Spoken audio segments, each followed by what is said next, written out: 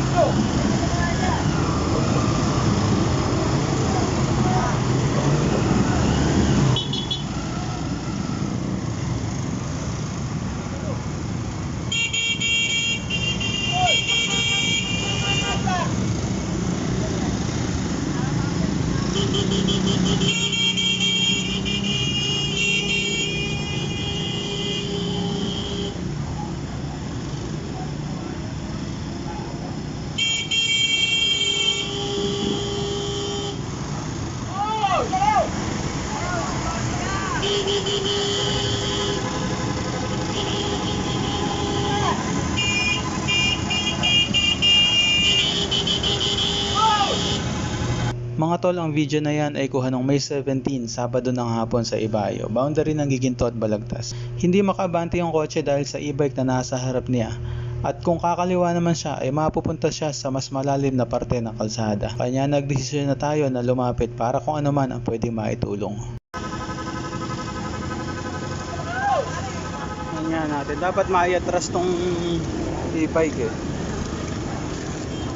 Hindi kasi makadaan yung kotse malaki. Patrasin natin mga. Ano? Sinigan tayo! Naghahanap buhay kami!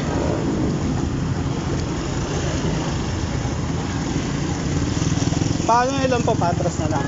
Patras na lang po. Kasi kanina, pinahinto ko kanina. Ayaw nilang hinto. Kasi atras na nila eh. Ay, ilangin ko na lang po. Mga tol, wala palang cambio yung atras to. Sige, bitawan nyo po yung preno. Bitawan nyo po yung preno.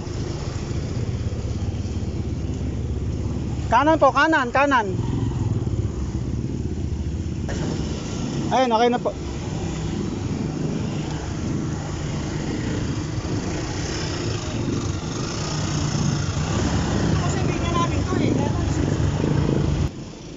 Mga tol, kaya pala hindi makaalis yung e-bike sa harap ng kotse dahil wala daw atras, sabi ng driver.